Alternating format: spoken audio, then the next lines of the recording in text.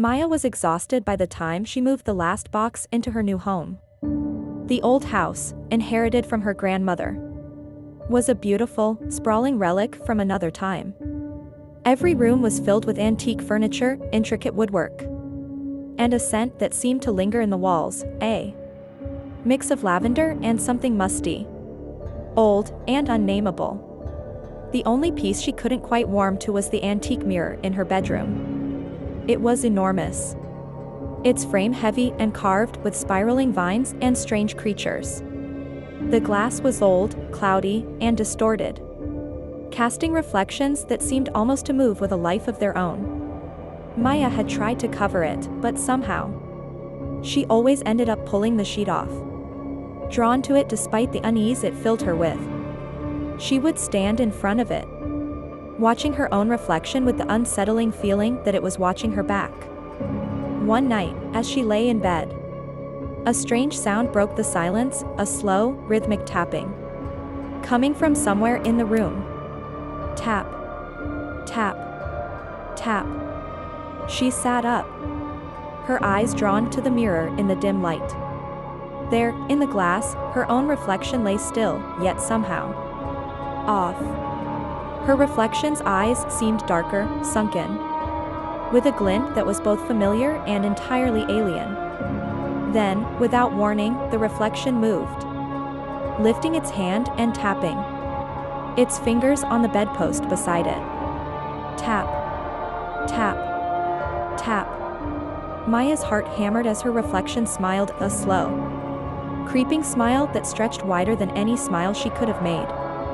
Her own reflection was grinning at her, its eyes glinting with a hunger that felt ancient and wrong. She tried to turn away, to shut her eyes, but her gaze remained fixed on the mirror, rooted to the spot as if she were paralyzed. Her reflection's lips began to move, mouthing words she couldn't hear, but that seemed to echo in her mind. "Let me in," it whispered, its voice low and soft, sliding into her thoughts like the chill of a winter wind. Maya finally tore her eyes away, stumbling back from the bed, her breath coming in short gasps. She backed out of the room, slamming the door shut behind her, and fled to the guest bedroom. All night, she lay awake, haunted by the image of her reflection's hollow eyes, and that smile, a smile that still lingered behind her closed eyelids, as though burned into her memory. In the morning, she returned to her bedroom cautiously, half expecting to see her reflection standing in front of the mirror, waiting. But the mirror was still, and her reflection looked back at her as usual, showing only her pale, exhausted face. She tried to laugh it off, telling herself it had been a dream, her tired mind playing tricks on her. But that night, as she lay in bed, the tapping started again. Tap, tap, tap. Her stomach twisted as she realized the sound was coming from inside the mirror itself, as though something, or someone, was tapping on the glass, trying to get out. Against her better judgment, she looked. The figure in the mirror was there again, lying in her place, its eyes fixed on her with that same, hungry smile. It reached out a hand, pressing its palm against the glass from the inside, and she felt an icy shiver run through her as if it were reaching directly into her soul. "Let me in," it whispered again, its voice growing louder, more insistent. "Please, Maya. Let me in." Maya clutched the edges of her blanket, biting her lip so hard she tasted blood. The urge to reach out, to touch the mirror, was overwhelming, as though some invisible force were pulling her forward. She clenched her fists, willing herself to stay put, to resist. Then, as quickly as it had appeared, the reflection vanished. The mirror showed only her own pale face, her wide, terrified eyes. She turned away, her mind racing, trying to understand what was happening to her. She told herself it was stress, exhaustion, but deep down, she knew something was horribly, terrifyingly wrong. Days passed, and each night, the tapping grew louder, the whispers more insistent. The reflection's face was becoming clearer, sharper, its features more defined. It looked less like her and more like something else.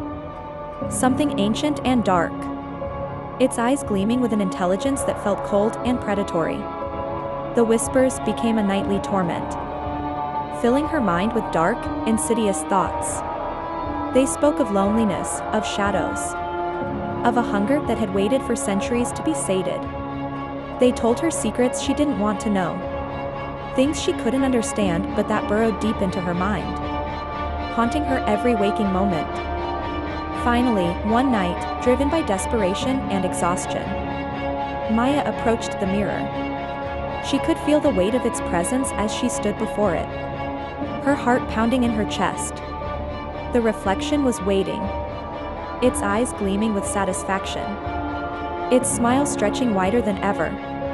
"Let me in, Maya," it whispered, its voice soft and coaxing, yet filled with an underlying threat. She reached out a trembling hand, her fingers hovering just inches from the glass.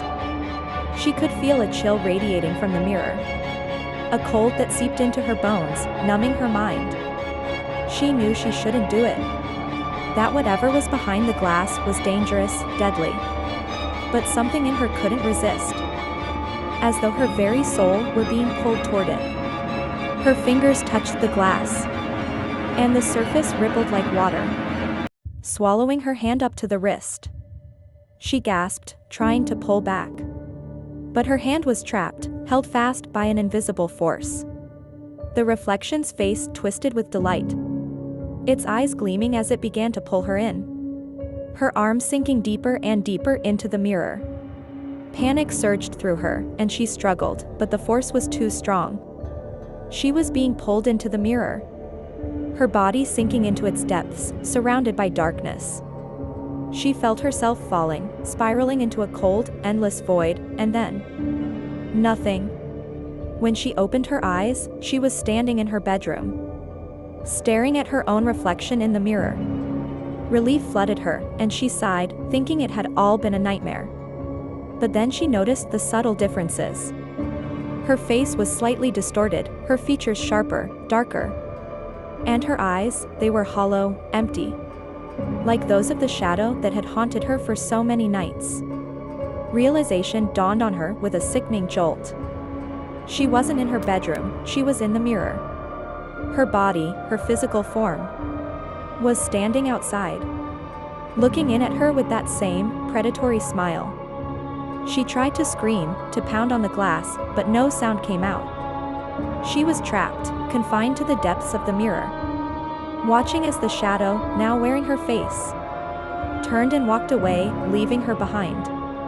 Days turned into weeks, and Maya's soul grew weaker, her spirit fading as she languished in the mirror's cold embrace. Every night, she watched helplessly as her doppelganger lived her life, wearing her face, her body, while she remained a prisoner in the glass, forever a shadow.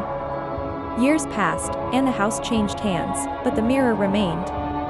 And sometimes, when the night was quiet and the house was still, a faint tapping could be heard from within the glass, a soft, rhythmic sound, as if someone were trapped inside, desperately trying to escape.